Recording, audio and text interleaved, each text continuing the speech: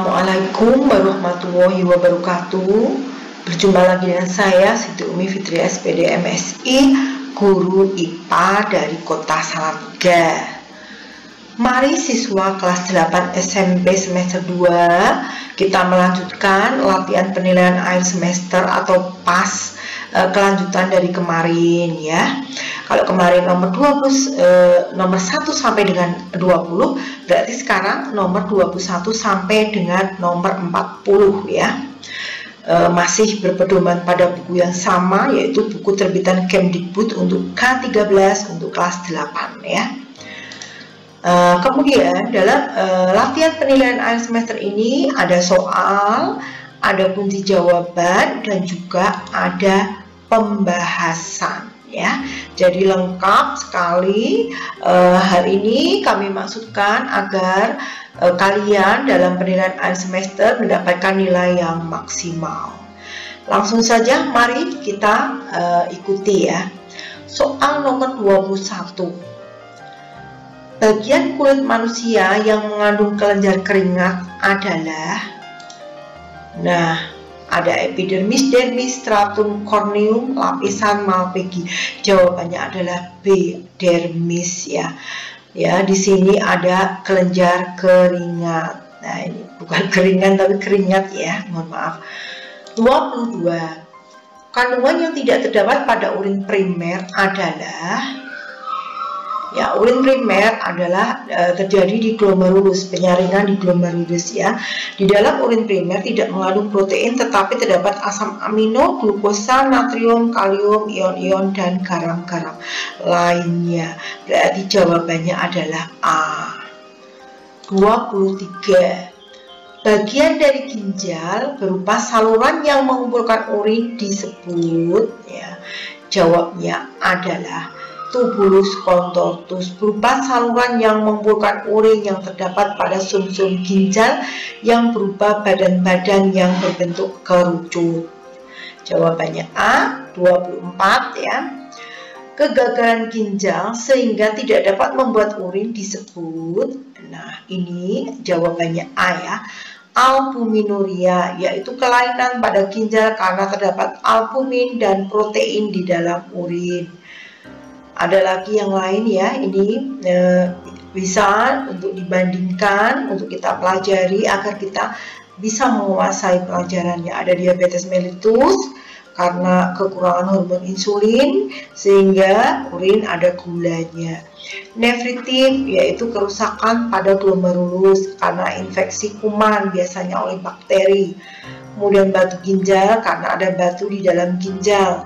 Poliuria, gangguan pada ginjal di mana urin sangat banyak dan encer, beser ya.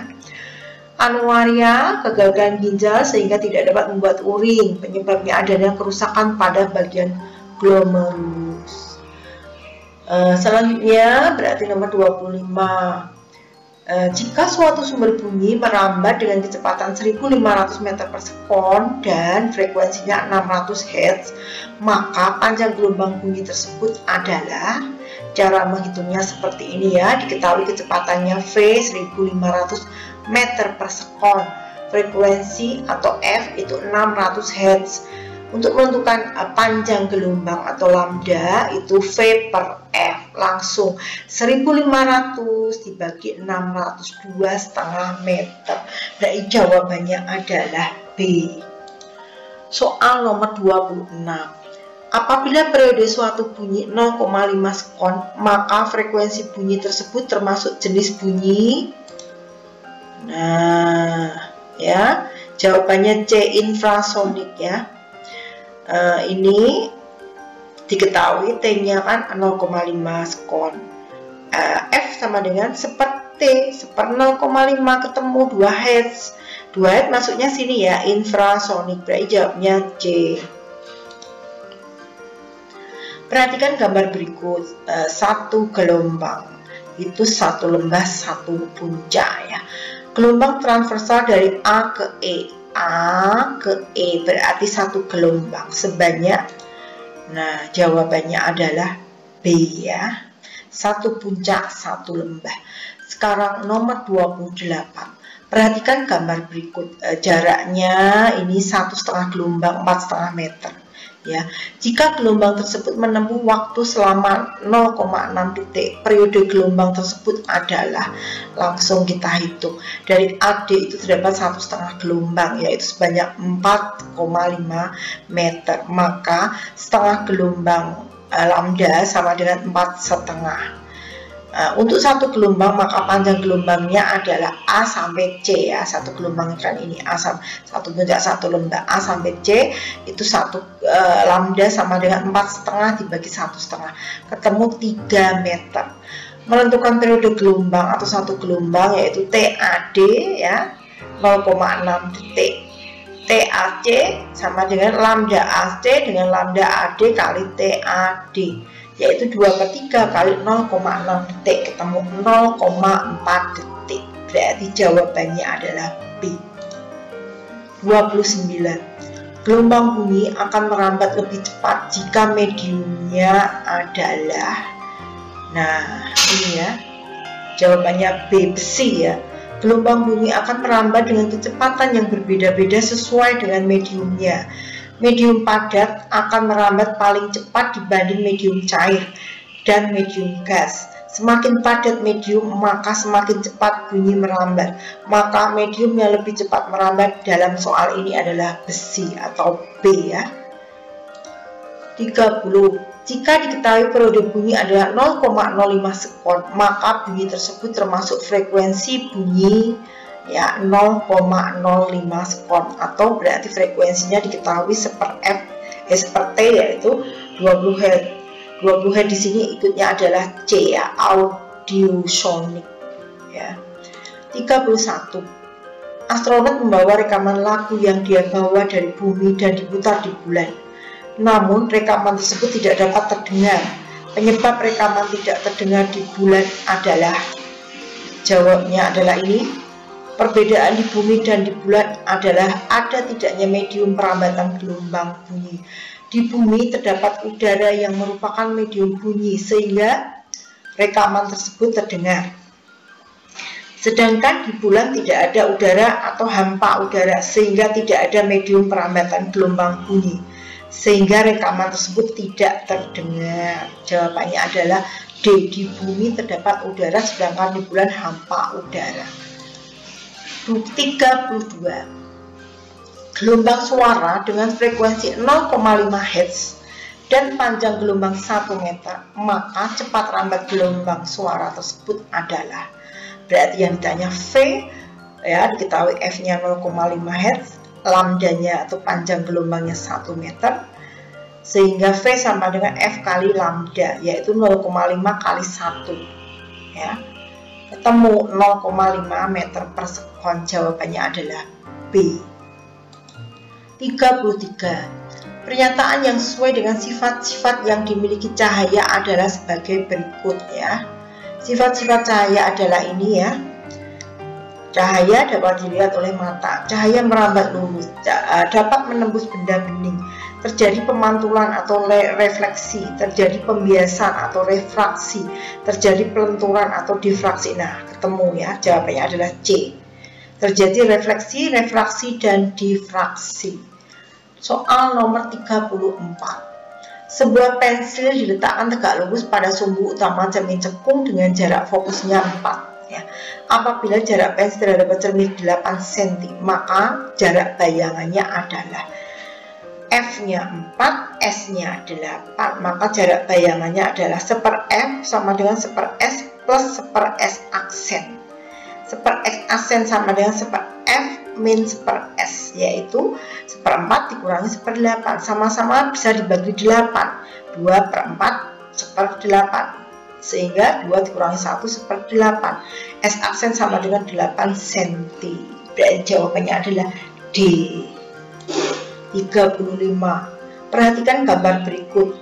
Berdasarkan data yang tampak pada gambar, jarak fokus lensa tersebut adalah, langsung kita hitung, jaraknya 15 cm ya, ini ya.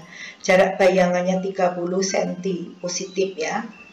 Menentukan jarak fokus dari persamaan. Masukkan ke dalam persamaan 1/f sama dengan 1/s plus 1/s aksen atau bayangan. Masukkan 1/15 tambah 1/30. Ya, sama-sama dibagi 30. 2/30 tambah 1/30. 2 tambah 1, 3. 3/30 sama dengan dikecilkan ya. 1 sini 10, sehingga F-nya adalah ketemu 10 cm. Jawabnya adalah C. 36. Gambar yang menunjukkan arah pembiasan cahaya dari udara ke air adalah, langsung saya jawabannya A ya. Kita mengikuti hukum Snellius ya.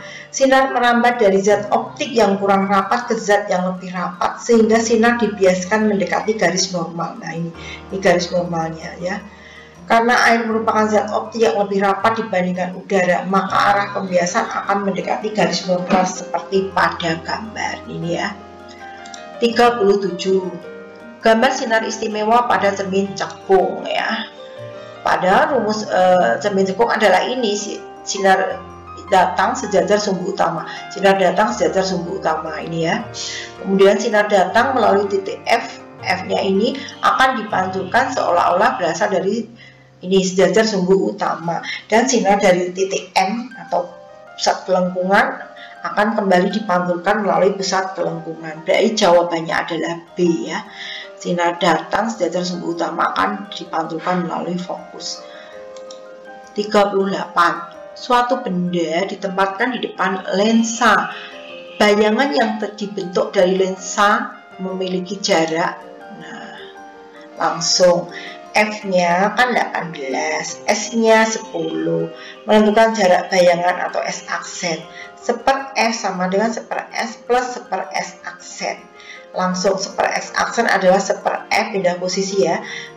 Min 1/s sama dengan 1/10 dikurangi min 1/30. Ketemu sama-sama dibagi 30, 30 dibagi 10 dulu. 30 bagi 10 3, 30 bagi 31, jadi 3 min 1, 2/30. S aksen 30 dibagi 2 sama dengan 15 cm. Berarti jawabannya adalah B. Soal nomor 38. Pada penderita cacat mata miopi, jalannya sinar ditunjukkan oleh gambar ya. Miopi itu langsung saja bayangan jatuh di depan retina ini ya. Berarti jawabannya adalah D ya, sama. 40 ya. Berarti tadi, oh iya tadi kok 39 ya, berarti sekarang 40 soal yang terakhir ya. Sebelum menggunakan kacamata itu bayangannya di belakang. Setelah menggunakan kacamata itu bayangannya di depan. Dari gambar di atas, jenis cacat mata dan kacamata yang harus digunakan adalah, nih jawabannya adalah D, hipermetropi menggunakan lensa cembung ya. Miopi atau rabun jauh, mata tidak dapat melihat benda yang jaraknya jauh. Titik bayangan jatuh di depan retina ya, dapat dibantu dengan kacamata cekung. Kemudian astigmatisme itu ini ya, mata dapat melihat garis vertikal lebih jelas daripada garis horizontal. Penderitanya dapat dibantu dengan kacamata berlensa silindris. Kemudian hipermetropi itu jawaban dari soal ini, atau rabun dekat, yaitu mata yang tidak dapat melihat benda yang jaraknya dekat, titik bayangan benda jatuh di belakang retina. Nah, kebetulan ini yang saya alami ya, yaitu plus ya, hipermetropi. Dapat dibantu dengan kacamata berlensa cembung ya. Kemudian presbiopi merupakan mata orang lanjut usia, dapat dibantu dengan kacamata berlensa rangka. Karena bayangan jatuh di belakang retina, maka termasuk cacat mata hipermetropi yang dapat dibantu dengan kacamata berlensa cembung.